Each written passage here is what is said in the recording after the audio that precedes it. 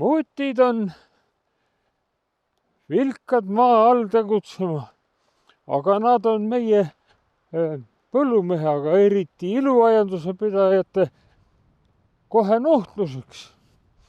Mutid võivad nii ära rikkuda murupinnad ja lillepienrad. Ja inimesed on väga õnnetud. Igasugu vahendeid müüakse muttide hävitamiseks.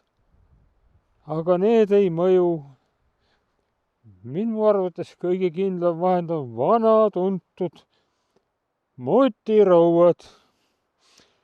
Ja mutiraudadega tegelemisel esimene asi on kindad kätte. Need kindad seisavad kuskil väljas. Mutt tunneb kohe inimese lõhna ja siis ta ligi ei tule.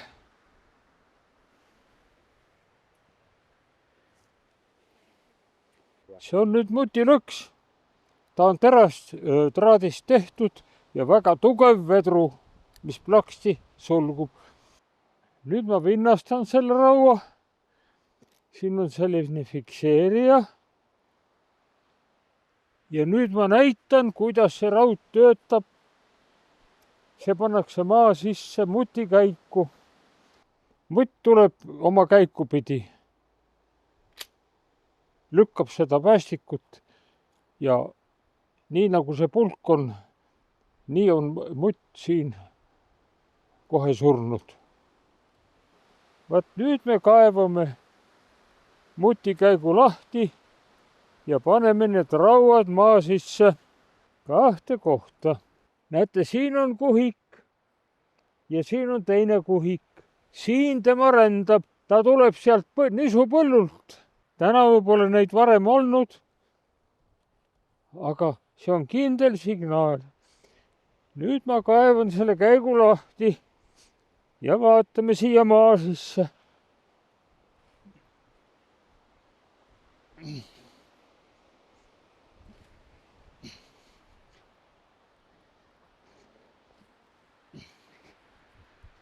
Nüüd tõstame selle mätta ülesse ja hakkame käiku vaatama, otsima.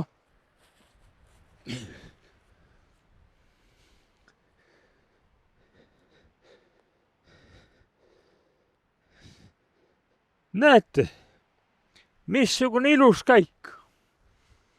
Siin tema möllab. Ja käik tuli sealt poolt. Teine pool peab olema nüüd umbes vastaspool. Ongi. No näete. Näete, siin ja siin ja see käik läheb edasi, siin on järgmine kuhik. Nüüd võtame rauad. Siia paneme nüüd mõlemisse käiku rauad. Me ei tea, kas ta tuleb siit poolt või tuleb teiselt poolt. Seetõttu tuleb raud panna kahelt poolt. Mina seon raua külge nööri, muidu ei leia ülesse mulle alt. Ja nii võib raud kaduma jääda. Aastate jooksul mul üks on kaduma läinud. See nöör aitab hästi. Nüüd paneme selle vinnastatud raua muti käiku.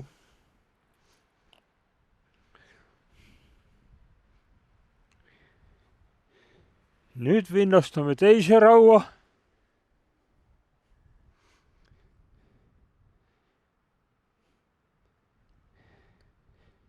Ja need rauad jäävad teda ootama. Umbes 2 ööpäeva pärast kaevame selle lahti ja vaatame, kas on kinni püütud või ei ole. See tuleb pealt nii kinni panna, et valgus läbi ei paista. Nii nagu valgus paistab, mutt ei tule. Näete, seesama mätas, mille ma välja kaevasin.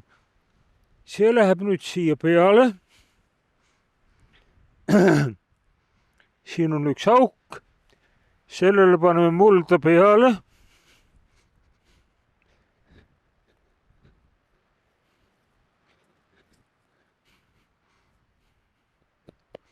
vana klassikaline meetod, mina mäletan, kui mina olin veel koolipoiss aastatel 52-53, siis püüti mutte ja nendest nahkadest tehti naiste kasukaid. Ja kooperatiiv Tapal ostis neid nahku kokku. Nii et see väikekaevur on olnud isegi jahiobjekt. Siin on nüüd teine kahtlane koht. Nüüd kaevame selle samamoodi lahti. Ja vaatame, mis siin on. Kas on käiku kahel või ühel pool. Aga siin on puujuur vastas. Vaat see on probleem. Aga me peame kontrollima.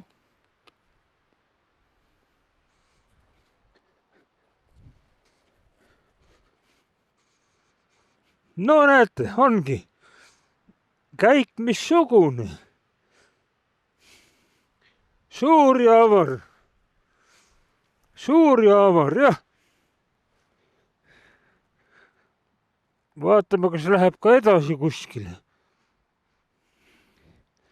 Ei lähe. Siin on juurika sees.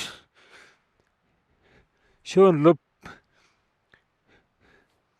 Vaat siia tuleb nüüd panna raud sisse. Kui mutt sealt läbi pääseb, jõuab siia. See on käigu viimane. Siit ta ajas mulda ülesse. Siis see raud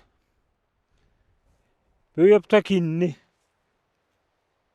Nii, ma vaatan, kus need... Ahah, siin on 2 rauda. Nii. Jälle vinnastame vana mutiraua. Ta peabki olema selline roostetanud, sama mulla lõhnaga ja asjaga. Siis mutt ei kahtlusta midagi.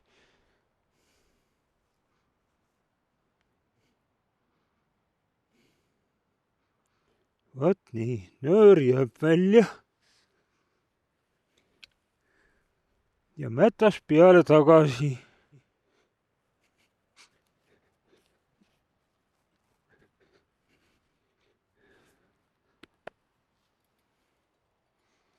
Meil täna seda rauda vaja ei läinud. See mutimetroo on selline väljend. On nüüd paika pandud. 2 ööpäeva vähemalt ootame, vaatame. Võib ka 3. Jah.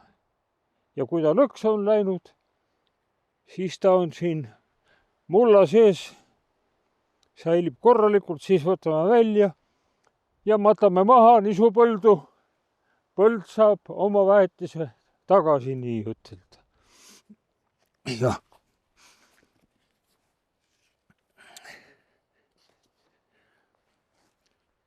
Sellisel püüdmisviisil on õige tegevuse puhul hea tulemus. Mina olen püüdnud ühel suvel 16 mutti siit oma talu ümbrusest. Ja nüüd on nii puhas, et ma suve jooksul püüan, rohkem pole vaja, 1-2 mutti. Ja kõik on rahulik muttide poolest. Kaunist suve!